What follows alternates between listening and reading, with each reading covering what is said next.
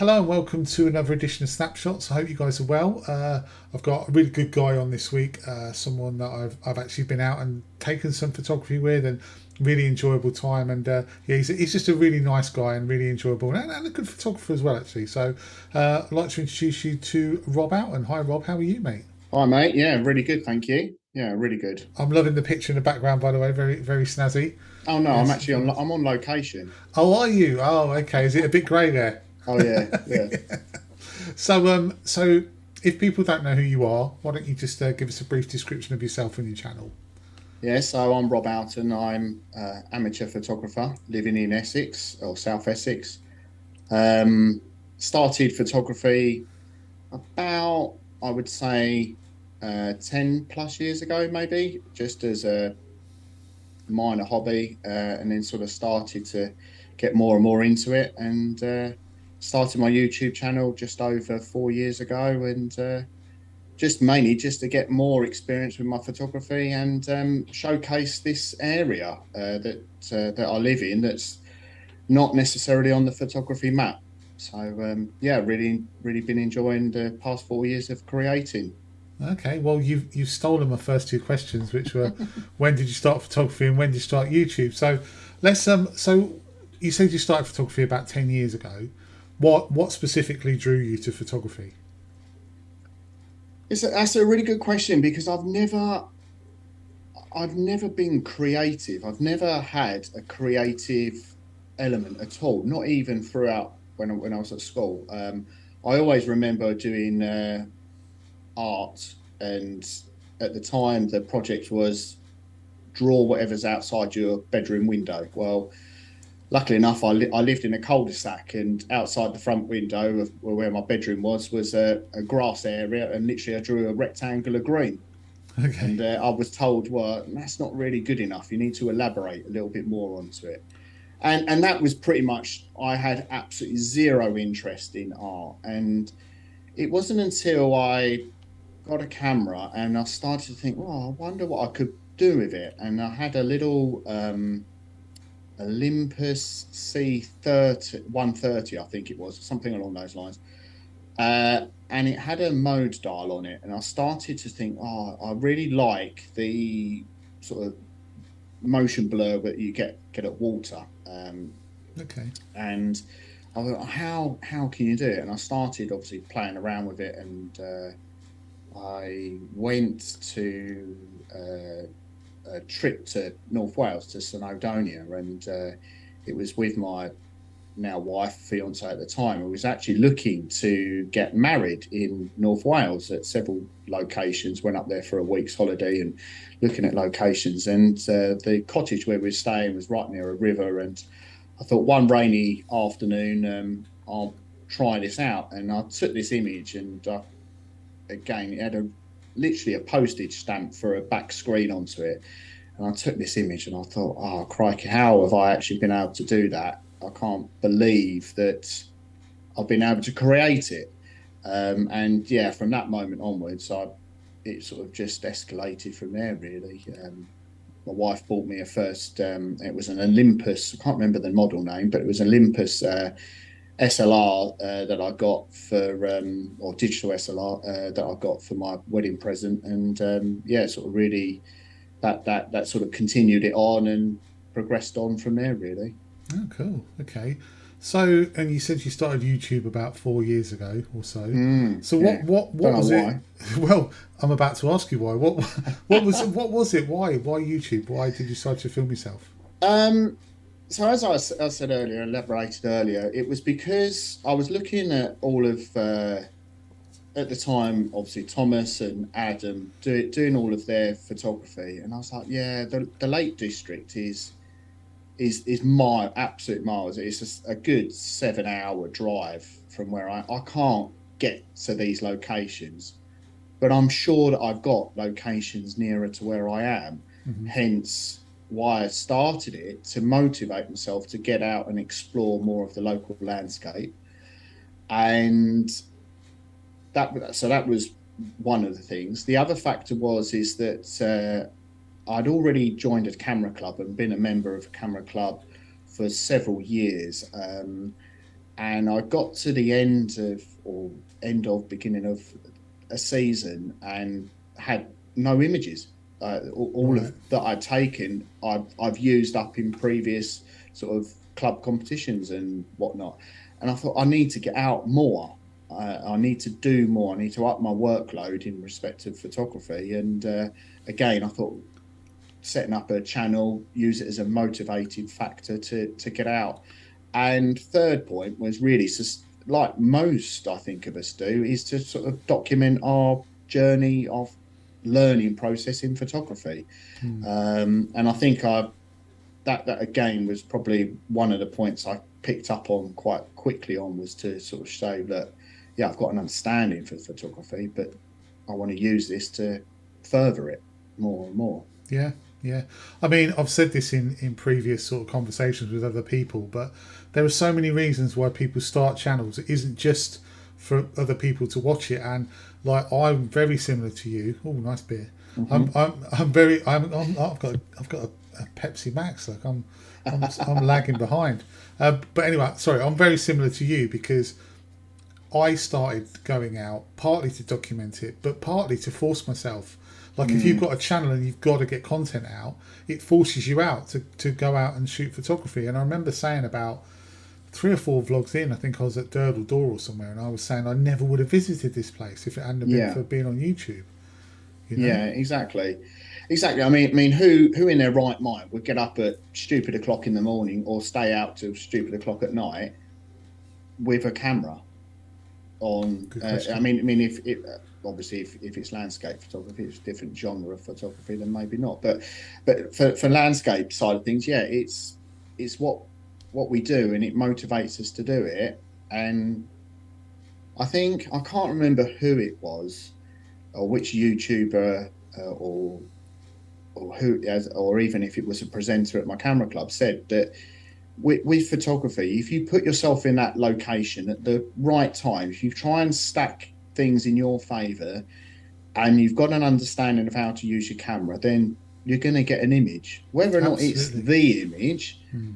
but you're putting that effort in to then get that reward of the image. And that is 100% what I've learned, and I've tried to tell others at camera club or through YouTube or whatever. You've just got to get yourself out there and put yourself in that location, and images will come. Yep. It's just you need to maybe return again, but with different conditions. But yeah, you've got to put yourself out there to actually get the image in the first place. You can't take a landscape photo from behind a desk. Well, not at the moment, anyway. Maybe in a few years, once send drones off to go and do it for you. But Or a bit yeah, of AI. No, yeah, you're right though. exactly. It's the same with everything though. You know, you can't learn it out of a book. You can Mm. only go so far.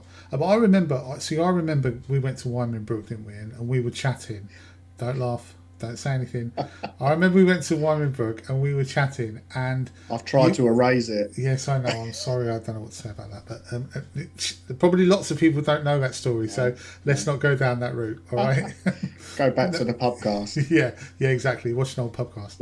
Uh, But I remember we were chatting, and you were saying that you also did videos or made videos because you were trying to say that not everyone out there is a Thomas Heaton or an Adam Gibbs. They oh don't yeah. have access to those locations, and you know, and in all fairness, June, you know, you said this, and we're always to a point. We're not amazing photographers. We're not the best in the world, but you were trying to say, I'm here to show you what you can get. You know, just in the local area, and you know, and it's about real photography, not just that level of photography as well that sort of Thomas Heaton and the like have. So Yeah, and I think that when I started vlogging, and obviously you're concentrating more on the videography side of things, and my photography did lapse, and it then sort of naturally went through the course of, right, I've got to focus back on the photography side of things. But yeah, I've never professed to be a brilliant photographer. I'm an amateur. I'm an enthusiast. I like it. I've enjoyed it or enjoy it, and it's yeah, anyone can take images, and I think, to be honest, what I've started doing over the past, and it wasn't even consciously, probably the past 2 to 3 years, I've started watching less of Thomas and the likes, not because I dislike what they do. I mean, it's absolutely amazing. Mm-hmm. But what I would prefer to watch personally is a vlog by an average Joe that goes out with their camera, and their video is rough around the edges, and their images are of a good quality, Yeah. but it's natural, and that's what I've always tried to recreate, is me in the environment, Yeah. doing whatever I get is whatever I get. Yeah, obviously you edit the images, but I've never, obviously apart from the one behind me, maybe manipulated it to a point that you've taken it out of context. You make that sort of composite image, but it is what it is, and it is what I get, and that's it really. Well, I think you're a really relatable photographer. I mean, I Thank you. know, whenever I'm talking about photography or photographers, videographers, I always mention you. I do. I always enjoy watching your channel because you're real. You're just a genuine, real, everyday guy. You go out there. It's not like there's people with inordinate amounts of money and time, and it's their main job, and they can go and fluff it Yeah. all up and make it look like. But you're the Mm. real side of photography. Yours is real. Yeah, I mean, it's never my job. I think I relate a lot to what uh, Paul said on the podcast and on his vlogs as well, about that. I've never wanted to make photography my living. I have no intention at all about that. Again, similar to what Paul said once, is why is that? Because it's my hobby. I do it to escape work Mm. and everything else. I don't do it if it was my work, and you get that pressure that you get through work. I've got to get this image on, and then making images to sell and workshops and all that. No, that never floats my boat. It's always something that I've, yeah, turns me off of that side of things. It's just, I want to do it for me. I'm doing it for me, Mm-hmm. 100%. Yeah, and just, it is me. There's hundreds of other vloggers out there now, thousands if not, Yeah, I that think you so. can go and watch if you don't like my style and my presenting, and that doesn't fuss me. Yeah. Never in it for the subs, just there to document it. So talking about your videos, talking about your YouTube channel, I know you want to say something about that in a bit, but before we get around to that bit, Mm-hmm. if someone's never seen your work, and there's one video that you could say, right, this is a really good representation. This is me. This is what I'm about. What video would that be? Do you think? Well, that's a really good one. It's a hard one because there's probably two that spring to mind. One of them was a video that I did when I went to Cornwall with family holiday last year, to Godrevy Lighthouse, just near the Carbis Bay, sort of opposite to St Ives as such on the map. And it was at low tide, and walking around all these massive rocks that were towering above me, and I was obviously walking around it, and that was absolutely fantastic. I think in that video, it really sort of encapsulated both the love I have for photography, but also the enthusiasm, the joy that I have for it, Mm-hmm. as well. So that's one video. Second video was, funny enough, on the same day that I shot this, I went off to uh, Langard Point in Suffolk, and it was on a, a beach, obviously taking the crashing of the waves. It was between two of the sort of bad storms that we had earlier this year, and Mm-hmm. just, yeah, the sort of sheer passion, run and gun type photography that I took, and yeah, that was absolutely thrilling, being sort of covered in waves, being splashed up against the structures there. Again, I think that sort of captured the excitement that I Yeah. have about photography as well, Yeah. and being there in the moment. putting yourself there, obviously safely, but being there in the moment was the thing, really. I think those two videos are probably Okay. some good work. Yeah. So talking about your channel, you got a bit of an announcement to make, haven't you? I have, yeah. I've come to the end of the road. I'm stopping to a point, I would say. I'm not completely giving it up, but yeah, I've been had a fantastic opportunity that I've got through my work. I will be starting university, doing a 4-year degree course to hopefully become a qualified physiotherapist, which is something that is, I mean, I've been working in therapy, healthcare in some shape or form for 20 odd years. And it's always been that goal to get for me. I've got a lot of experience, a lot of skills, but needing that, particularly working in public health or public sector, should I say, you need that sort of piece of paper, that qualification to progress forward. And that is part of it for my own career. But it, it, I'm so super excited about being able to have this opportunity to do it. And yeah, I'm actually going to be a physio apprentice. So Crikey. it kind of sounds like something a little bit off of Star Wars, but yeah, maybe not so many lightsabers. Hang on a minute, though. Hang on a minute. You're going to university. You're studying. My daughter studies at university. She's never doing anything. She's always laying around, like doing nothing, mucking about. You could get out with your camera, surely. You'll have more time. Well, yeah, no. So it's a combination of obviously study and I'm still in full employment as well. So Oh, it's yeah, basically day release for the study, and then obviously putting that into practice in work-based stuff as well. so moving away from your channel, let's talk a bit about photography in general. If there's one tip that you've picked up over the years that you've been doing photography that you would share with someone, what would it be? Just the one.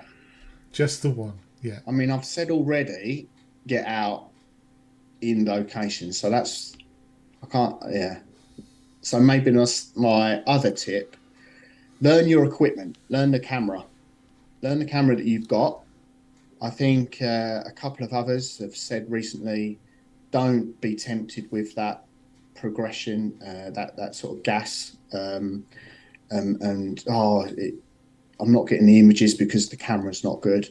I do understand that to a little point, but I think you need to learn your camera more before you progress on, unless there's something that's obvious with the gear that you're using that is limiting you doing the type of photography that you want to do. And I think the reason why I say that is up until a year ago, I was using crop sensor Canon Yeah. 77D, which amazing camera. I would still use that camera today if it wasn't for the fact that the weather sealing or it doesn't have weather sealing.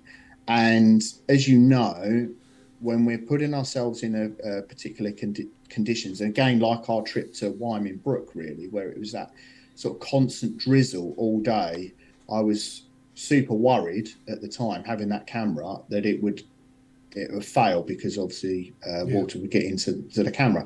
Whereas if I had a weather sealing, is you've got that more flexibility. I know that your unfortunate antics with your 5D Mark III, where it got completely soaked, but we won't go into that. But yeah, so it's not waterproof, is it? Yeah, It's no, weather sealed. it's only weather sealed if you don't snap the end off of the lens Yeah, and then chuck yeah, it into a river.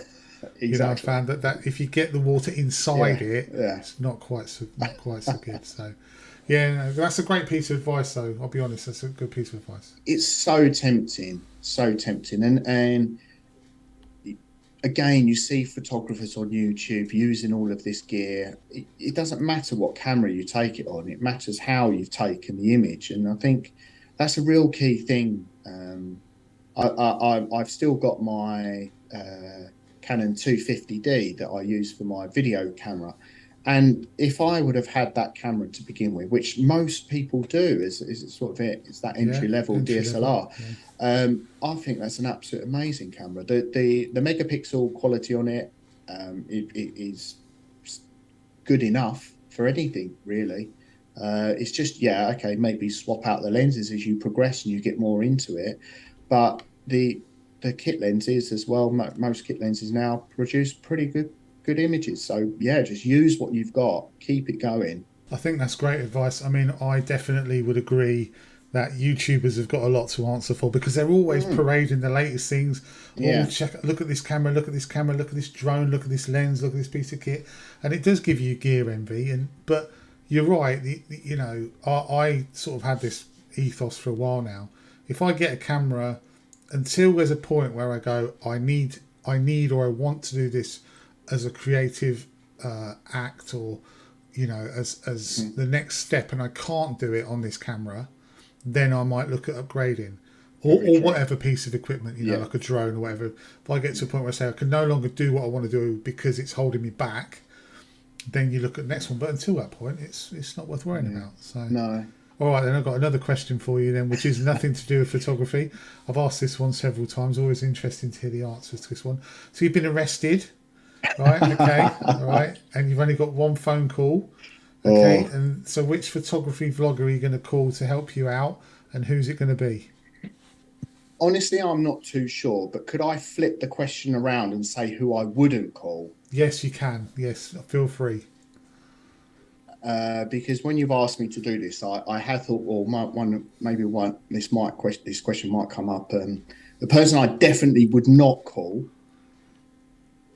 is Mally. Okay, okay. And why is that? I've had the pleasure of meeting Mally once. It was when I met up with Dave Griff over on Clanwyn Island. I heard him before I could actually see Mally, which is quite a typical thing. But I think on his past performance, basing it solely my decision solely on his past performance on the pubcast, I think he would probably get me into more trouble than I would already be in. Yeah, I think you're probably right. So Yeah, he's yeah, definitely someone I wouldn't call in a crisis. I would yeah. call him if I wanted to go down a pub for a beer, definitely. But he just comes across that he would probably cause a few more problems for me than, or either the officers that get fed up of him and then make it worse and take it out on me. Well, I'm not one to comment, so I'm gonna what is it? Plead the fifth on that one. So yeah. Now, what's your best moment behind a camera, and what's your worst moment behind a camera? Best moment's pretty easy. Again, it was no, a couple of years ago when I was in Cornwall. I went for a sunset shoot at Boscastle and walked right up to the end of the harbour and up the rocks at the end, and it was an absolute stunning sunset. Real sort of fire skies.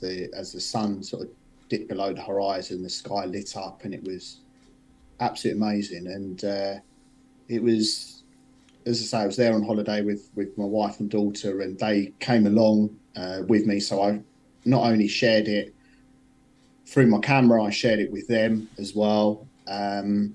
But the other thing that I didn't say on my vlog at the time was the emotions that I was feeling behind it as well. And the reason for that is that only about 2 or 3 days before that is that we had two Jack Russell dogs, Okay. and unfortunately they were both very old, and we took them away with us. And unfortunately, one of them, George, he became very ill, and unfortunately had to take him to the emergency vets in Bude, and unfortunately, best things for him was to be put to sleep. And that really hit me hard. We've obviously had him for several years, and as I say, I didn't mention it at the time. I was probably too upset, to be fair, to mention it on the video, and it was personal. I didn't really want to share it, but that whole evening and the sky lighting up as well just meant so much to me. The fact, as I say, as well, the family was there at the same time. Yeah. That was probably the best moment that I've had behind the camera. The images I'm really happy with as well. So again, obviously, I was able to capture the moment as well. So that's definitely the best time. The worst time, uh, I could have said Brook, but maybe not. It wasn't No, that bad, was it? no, of course not. No. Worst time. I I think worst time when I went to a location near on the sort of Essex Suffolk border, and at Dedham along the River Ouse, I think I can't remember.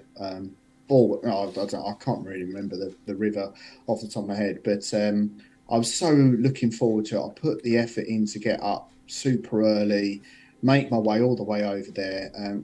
Okay, it's only an hour and a little bit drive, but it was so flat conditions. It was just like, to be fair, if I hadn't have made the effort to get there, I wouldn't have bothered. Also, on top of it, excuse me, to limit the photographic opportunities that I had, there was some civil engineering works going on. They were Oh, reconstructing one of the footbridges over the river. So I only had one option or one direction as such to point the camera in without getting loads of traffic cones and the and everything, all the paraphernalia that they had for that. So that was probably, photographically speaking, probably one of the worst things. But I mean, I've broken gear when I've been out. I've knocked over the video camera and that snapped the lens off and oh yeah, I everything. remember that. But yeah, but that was just, no, I was just so disappointing. And Is that the yeah, place? Is that the place with the? I know it sounds like it's going to sound incredibly vague. Is that the place with the trees? You know those yes, really yeah, funny looking like the trees. willow And, trees. yeah, Yes, yeah. And yeah, there's that a is isn't exactly there that. a like an artist's house Yeah, Flatford nearby? Mill's a bit further along. That's it, Yeah, Flatford News. Yeah, yeah, Willie Lott's cottage, so yeah, Constable yes, that's it. painting. Yeah, yeah, which is a bit further along that river. If I said to you, right, or if someone said to you, Rob, you can only go back to one place you've been to ever. That's it, and there's only one new place you can visit, and then you're done. What places would they be? I would definitely love to go back to Clanwyn Island. I've only visited once. I mean, the conditions were good, but they weren't brilliant. So I'd love to go back there again. I know it's been photographed to death, and I think probably Dave would probably chase me off the island if or one of his mates down there chased us off. But Only if you took that one specific shot.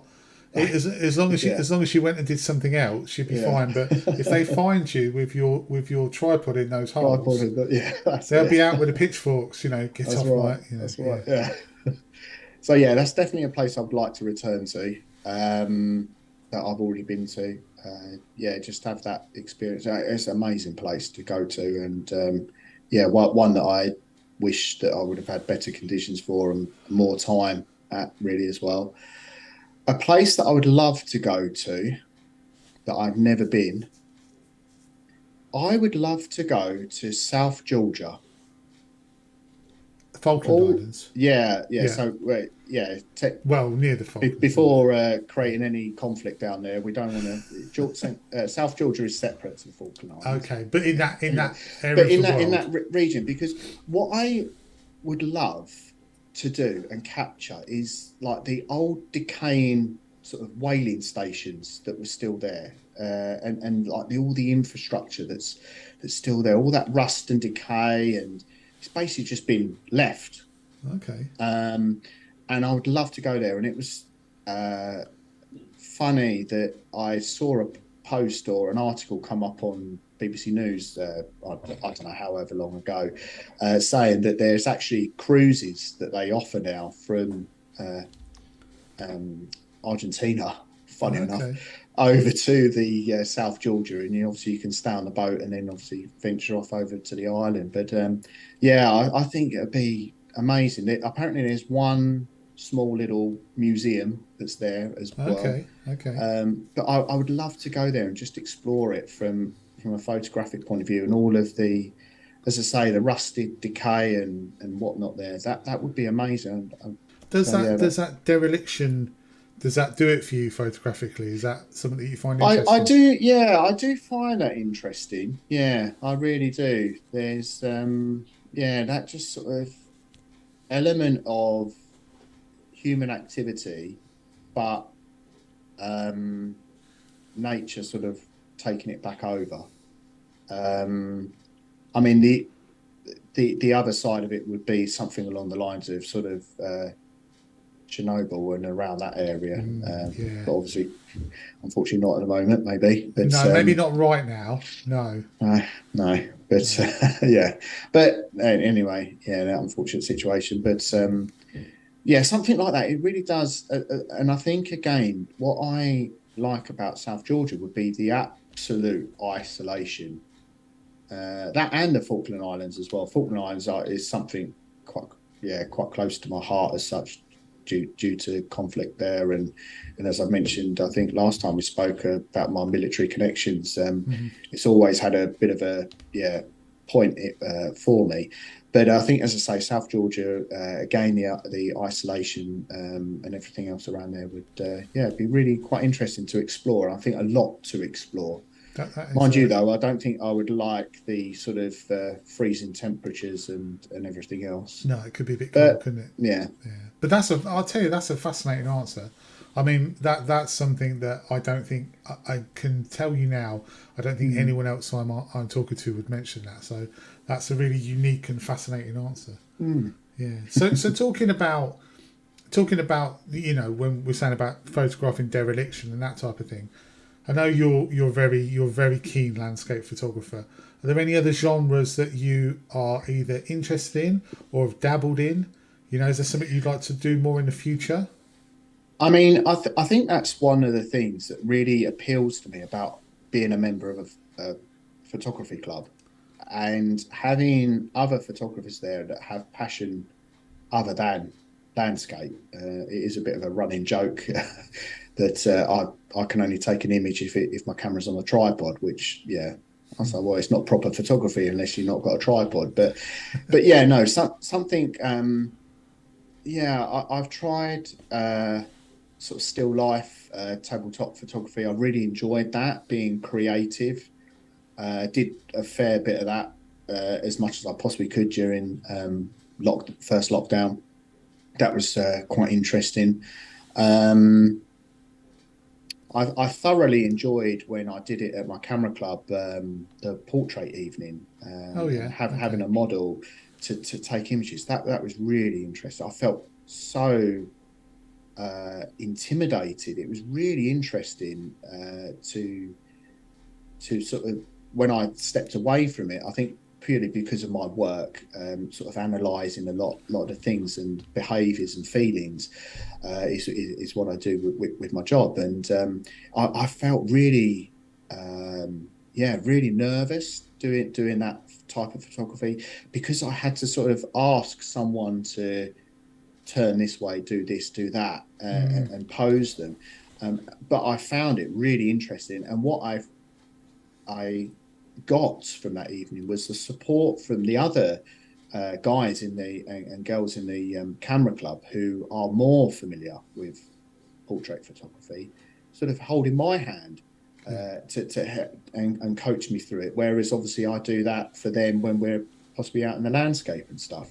yeah. So it was, again, that I think that was yeah, really interesting. But I think it's hard to say if I would try anything else, because like most landscape photographers, it's the landscape that we like to be out in, and we're just there with a camera, and it gives us an excuse to be out there.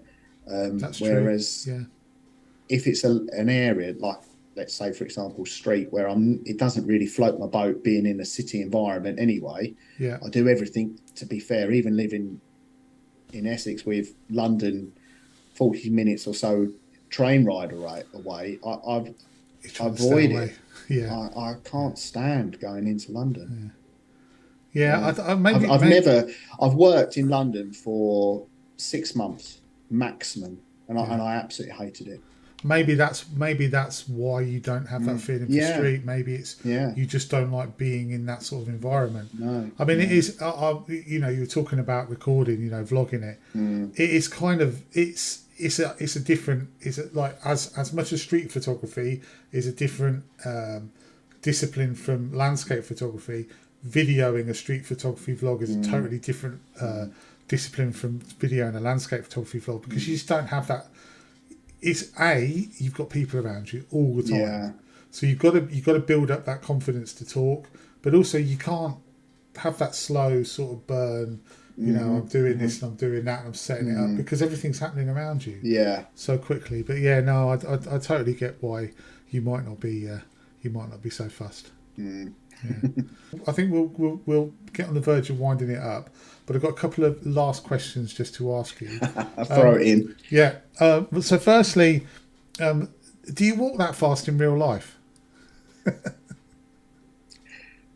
Uh, I Do yes, yeah, you? Because yeah. you walk so fast in your Well, videos. you've seen us when we've been out, but I know it's Yeah, but we're filming at that that was point. So ages ago. Yeah, that was ages ago, wasn't it? That was like yeah, 3 years ago. It's yeah, crazy. yeah. Uh, but yeah, no, yeah, I am quite a determined walker. Is You probably are a how I determined walker. de Yeah, describe it. I again, I am sort of like if I've got the pack on my back, so obviously camera gear loaded up, which I take everything and the kitchen sink with me. I never only use pretty much the lens that's probably already on the camera, but I just take absolutely everything with me. But I love the weight on my back. I find that more comfortable than walking around with nothing. okay. Um, and I think once I'm absolutely blinkered, I'm like, right, I've got to get there, go, and that's it. The only annoying thing is then you have to blink and walk back for the vlogging camera because That's true. And the speed you've I've gone, yeah. you're half a mile down the road within the Well, first 25 well, what I'm seconds. trying to do is, as you know, like for the outro bits is 20 seconds or so that YouTube give you Yes, for the yes. end, and Yeah. I'm like, right, I'm counting 20 seconds, and I'm thinking, oh, for God's sake, I've then got to walk all the way back to get the camera at the end of it. I shouldn't walk so fast, but yeah. I mean, the good thing that I've got is that everywhere around me is is flat. Yeah, So very flat. the Yeah. trouble is you walk that far, it'd be different if it was sort of more mountainous for obvious reasons. But yeah, I do like being determined with my walking. Yeah. Nothing wrong with that. Nothing wrong with that. Okay, so finally, let's go back to vlogging. If there's one thing, if you could go back to the start of your channel, is there anything you would change about it? Like, is there anything you'd do differently? Would there be anything that I would change? I mean, I entered it with I think the right mindset that I don't care if anyone watches. I'm pleased that they do for obvious reasons. I'm not out for subs and still aren't. Um, so I did get to a point though. I think one thing, maybe not at the start, but about probably halfway through my 4 year journey, I obsessed probably is too strong a word, but I've got to feed the machine. I've got to Yeah, feed that YouTube machine, and I think if I could change something, that would be what I would change. yeah, But like you've said, and the other guys as well that I watch, you have to get to that point to then move forward and absolutely. realize that it doesn't matter. Yeah, You do it for you. If as long as you're doing it for the right reasons in the first place, keep that true to you. But going back and starting out, I mean, okay, I suppose technically from one point of view, what I probably would change was a better video camera rather than the phone that I was using. That would probably and audio. I just used old Samsung Galaxy phone that I had at the time as my video camera, and I just used the inbuilt audio and thought that that was sufficient. So I think from a technical point of view, yeah, I probably would change that. Yeah.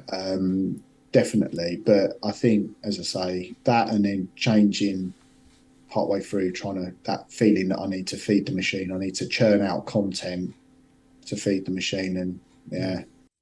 Who cares? So much. Exactly. Yeah. Exactly. Yeah. Well, look, Rob, it's always, look, I always enjoy talking to you, mate. It's always a good laugh. And likewise. I'm kind of really sad that you're stopping, but I totally get the reasons why, and I hope you come back once your degree's out of the way and maybe you've got a bit more time on your hands, because you're still a young guy, so and YouTube's not going anywhere, is it? So no, and that's the thing, isn't it, with photography? You can pick it up and put it down. The cameras, technology will change. The fundamentals of photography won't. A bit like riding a bike, it's never going to change. And I think, I am upset that I'm not going to be able to do it as frequently as I am at the moment, or was when I was regularly putting out content. But yeah, as I said, the line of work that I'm in way surpasses the joy that I get from photography. And I think, as I say, having this opportunity that I've worked for probably about the past year and a half to try to get to myself to this stage, it's definitely something I've got to sort of jump in full body and do it. And but as I say, I'm giving up to a point, but I'm not stopping completely. And hopefully when I get out and about, they're going to be more meaningful, and just continuing it on as much as I can. And we'll all still be here waiting for you when you come back and put a vlog on. And there might be maybe it'd be quite interesting to see. I know that you put out on the pubcast that mock-up of the four of you, where obviously you age. So that might be reality when I'm redoing. You never know, mate. You never know. It might be big grey beard like mine. No hair. That's what it does to you. That's what YouTube does to you eventually, mate. Yeah. So anyway, look, I'm going to miss you. I'm sure loads of other people will. And of course, mate, if you guys want to go and watch Rob, he's got a huge back catalogue. So even though he's stopping in a few weeks' time, he's still got a back catalogue of work that you can go and view. So I want to say a big thank you to Rob. Thanks so much, mate, for coming on. Thank you. It's a really interesting chat. And yeah, I'm sure a lot of it I've got to thank for you as well. I mean, I know that way back you mentioned me on one of your I can't remember the title of the In Focus or something like that. I can't remember. Oh yeah, exactly. Okay. Yeah. And that really propelled my channel and my exposure. It really did. And I know you keep on saying you're a great guy, mate. You are really. You put so much effort in. I'm cutting all this out, by the way. No, probably. Yeah. No, thank you, though, Matt. You've got to pay me for saying that, though, haven't you? Yeah, checks in the post. Okay. Checks in the post. Yeah. I'll take you out for a street photography trip. Finally, if we can actually sort that out. Okay. You never know. Anyway, look, thanks so much for coming on, mate. And appreciate that. Thank you for the offer. Thanks, everyone, for watching or listening, and we'll see you next time. Cheers. Bye-bye. Cheers. Thank you.